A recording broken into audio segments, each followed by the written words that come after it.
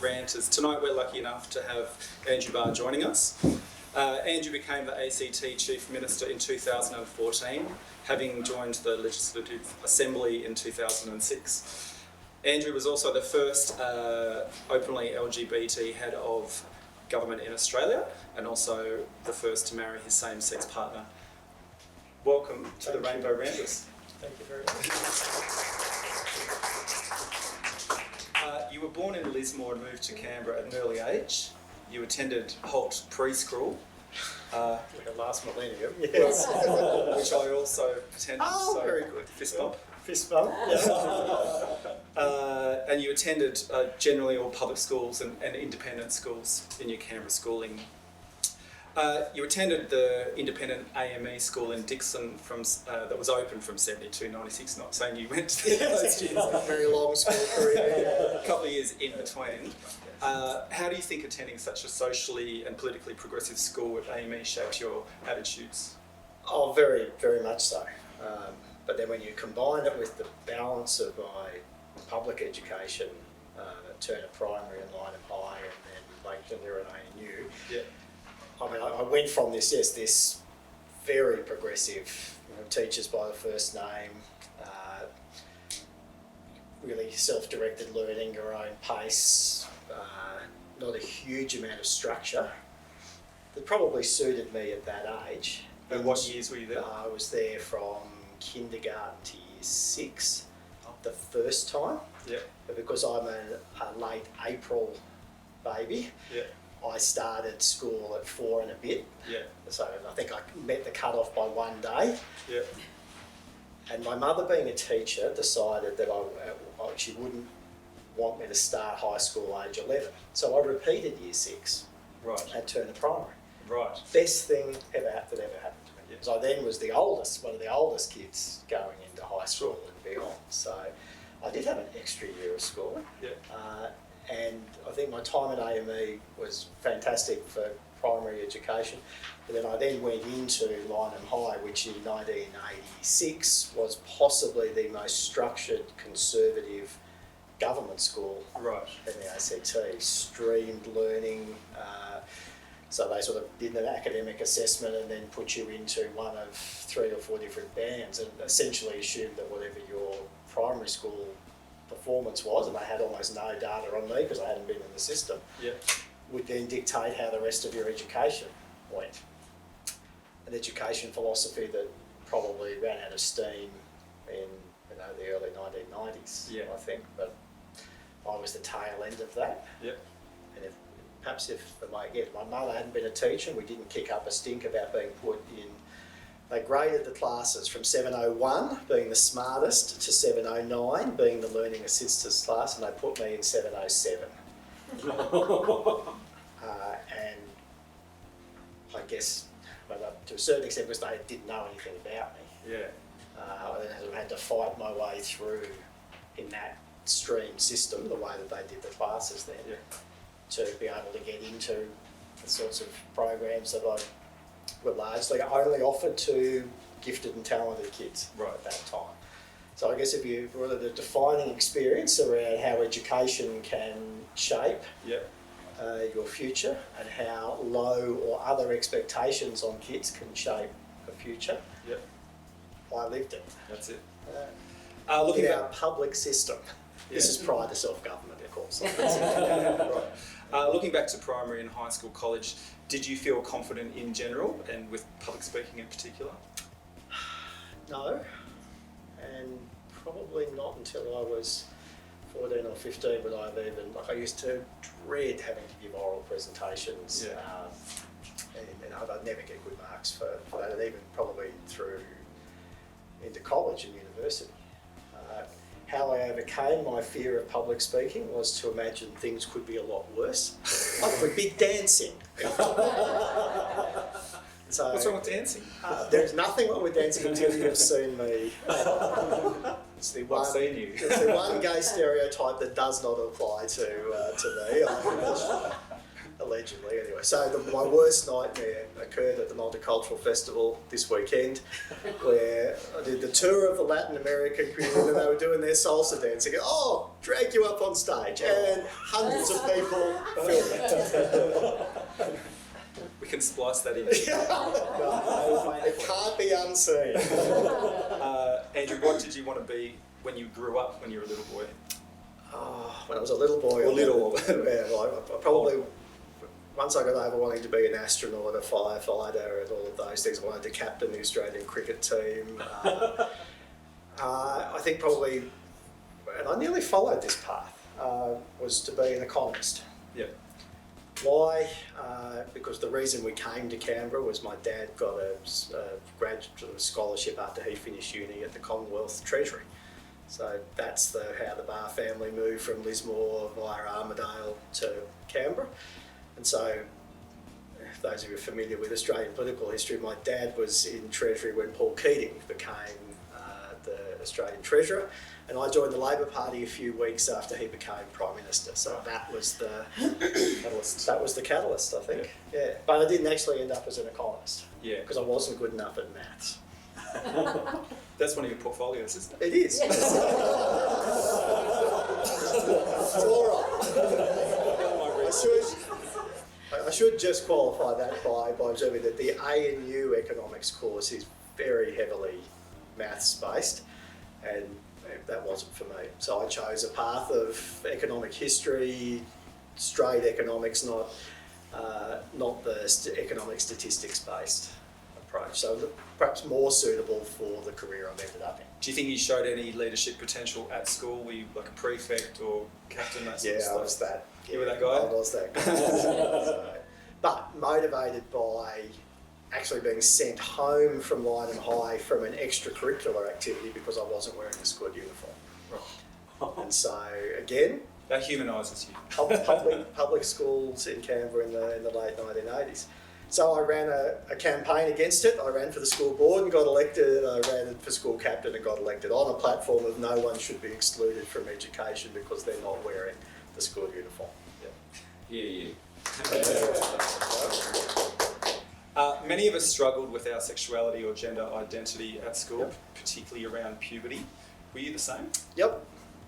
And in fact, all through college and uni. So I didn't come out till I was 20, I just turned 26. Yep. So a bit of a late bloomer in that regard. That's right. But once I did, probably 2 or 3 months of it being the biggest thing in the world and just how am I going to cope and everything's over and it's all terrible. And I got over it pretty quickly because I was surrounded by supportive friends and family. And that was the difference for me. I know has not been everyone's experience, but it certainly was for me, and that's how I got to where I am, I guess. Mm-hmm. And as the first openly gay Australian leader and the first to marry their partner, tying the knot with your partner Anthony in November, congratulations. How important has it been for you to break the gay glass ceiling? Well, for me, it's nice, obviously, but I think I hope that the legacy of it is that it's easier for the next person. Yeah. I guess there are some pressures that come with it.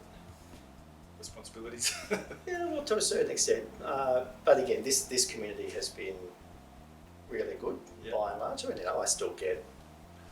You only need to read the comments on any of our media to see that there's still an element of homophobia there, but it takes a bit to really get me riled up about it these days. Every now and then someone will get under your skin though, but by and large it's not an issue anymore here.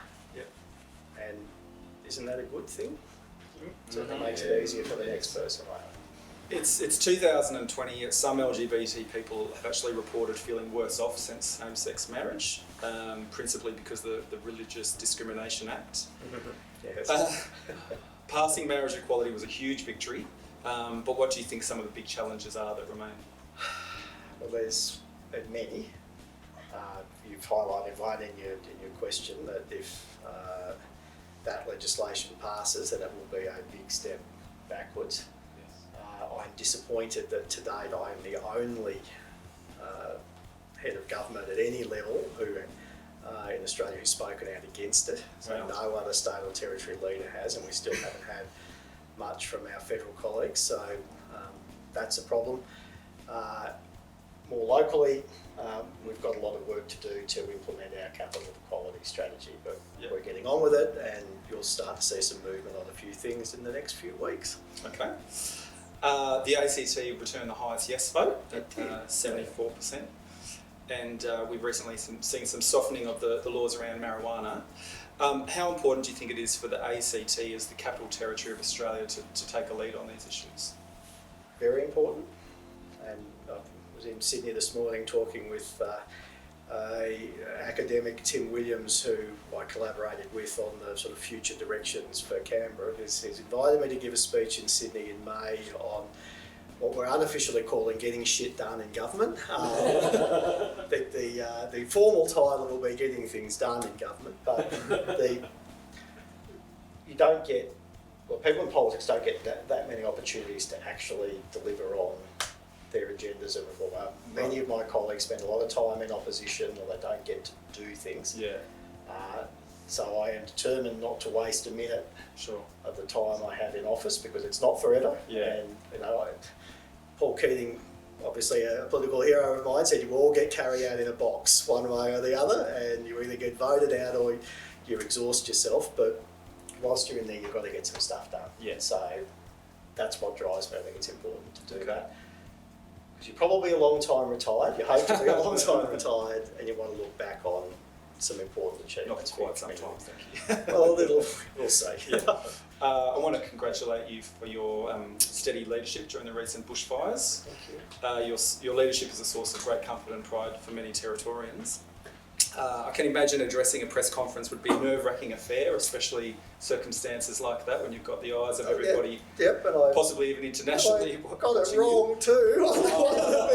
We were up to announce a state of emergency and misspoke and said it was a state of alert, and then had to correct myself, and then make sure I didn't reinforce the error because it was just in my head. But yeah, I'm still a bit filled because that was the one thing that I really needed to nail, and I slightly got it wrong. But that's all right. We fixed it. Whose hands up if they know? Anyone notice? Yeah, no, great, good. What are the ways that you calm your nerves and focus before such a speech? Well, I think I need to learn some better ways, obviously, as a result of that experience. I just try and get as much of the peripheral stuff out of my head. Yeah. So know that I'm the sort of person who does rehearse things before, so that I know, get a bit of a thought of what am I going to say if I get asked this, or what am I going to say. So the idea that you can just get up and go off the cuff every time. Forget it. Not in a role like mine, you do need to have some time for preparation. Also, not as a Toastmaster either. Indeed, yes. We heard in a speech a fortnight ago by Joshua talking about mental and physical health, being your best self, I believe the phrase was, and he shared his personal healthy habits, which half an hour in the morning of yoga, followed by half an hour of meditation before he leaves the house. What are your daily healthy habits that you think keep you on track? I'm a slave to my Apple Watch, so if I don't get all my rings mastered, so that requires me to do a certain amount of exercise, get up and move, all the rest. I have a pretty strict diet, except for when things really go bad, and then we might waive a few rules in that regard. I'm doing my best to not look like and not have the physique of most middle-aged men in politics. Yeah. Which is, it's hard because long hours and sitting down. The one thing that I miss that I used to love, that was a big part of my life, was the preparation of food. Yeah. I now don't get to do that as much, maybe once a week, whereas if it used to be a much more Did I mention I'm a caterer? Fortunately, in a very wise decision, I married a chef. Well, there you go. Out of a job. We're going to move shortly to questions from the audience. I just want to ask you before we do, I'd love to know which leaders, whether local, national or international, we've heard Paul Keating, but who else inspires you? Penny Wong, Barack Obama. Yeah. All right, in different ways, if I go back in time to Bob Hawke would be, in terms of a leadership. Bob Brown, the Greens leader, there are elements of, I don't agree with everything he does. I'm still cranky with him with his convoy, but anyway, that's another matter. Okay, and then locally, probably Katie Gallagher has been perhaps my closest friend in local politics, and we've been there together for a long time. And Simon Corbell too. What do you think they all have? What's the special ingredient? They're real people. Yep. Compassion, a sense of humour, Right. and being able to diffuse a tense situation with a good joke. Yeah. And some self-deprecating humour as well. So taking himself seriously enough, but not painfully too seriously. But then understanding when something is important and does require your absolute full-on attention. Yes. Yeah. Where other times you can, in fact, really disarm a group, work well through a little bit of self-deprecating humour. Goes a long way. It's Australia after all. Yes. We're going to move on to some questions from the crowd. Big red light shining. Going to throw to. At what point do the frustrations of community leaders justify civil disobedience? Very interesting question. I think it would depend on the issue and the nature of the civil disobedience. Okay, so elaborate on that and say, okay. Well, if the civil disobedience were to cause significant harm or injury to others, then I would question whether that's justifiable. If it causes inconvenience, then so be it, up to a point. The issue, probably up for individuals to judge as to how important they would rank something that would then justify an action, and then whether that action was inside or outside of the law. So if you felt the need to be civilly disobedient on every single issue, I would say maybe not. You've got to have a scale here. But there are some things, and sometimes when in the arc of human history where it has been necessary for significant civil disobedience to be displayed in order to change something that is fundamentally unfair or is discriminatory or seriously impeaches on human rights. Whether there is anything within the realm that I'm involved in terms of territory politics that would reach that threshold, it certainly would not want to be the frequency of light rail services, for example, but there would be some issues, I'm sure, that would engender such a response that would be legitimate. Okay, we've got another question. Andrew, I'm curious to, maybe it was beginning announcements. How did you move into Korean politics and progress? Because you mentioned Sure. Yeah. So I guess the democratic lesson was learned that if you want to be involved in decision making, you've got to turn up and seek to influence it. That the decisions are made by those who are at the table or seek to be at the table. So I learned that lesson in high school. I joined the Young Labour movement effectively as an 18-year-old in 1992. So that was probably the month. But given what I grew up with, conversations around the family dinner table when I was a teenager, and that both of my parents actually probably come from conservative families, but because we moved away from Lismore and the National Party, we're the progressive arm of the family, that's where it started. But ultimately a brave decision at the time anyway, I thought, to just go to a meeting of a political party. And just be vocal. Yep, and I expected, there'll be 150, there'll be 200 people here, and it turned out there was 20. It was a lot easier and not as formal as I thought it was going to be, and yeah, the rest is history. Okay. So you mentioned that you actually came out when you were 26. So how did the political context at that time actually, and you being in public service, and the perceptions towards people who might be LGBT who are actually in government affect your decision as to when would you come out? Yeah, okay, so I was quite active. I was the president of Young Labour in the ACT, and I guess was in what might have been seen a bit of a pathway to ultimately where I ended up. But I thought it was all done. So I quit. I got out of it for 2.5 years. Whilst, I guess, working out who I was, what I wanted to do. I met Anthony in that time, and sort of everything just settled down. I thought, well, actually, not that much has really changed. And I've got a pretty quick idea within my political party who was going to be supportive and who wasn't. And that was probably the only thing that was surprising. In fact, that the places where I expected I might have got support, I didn't.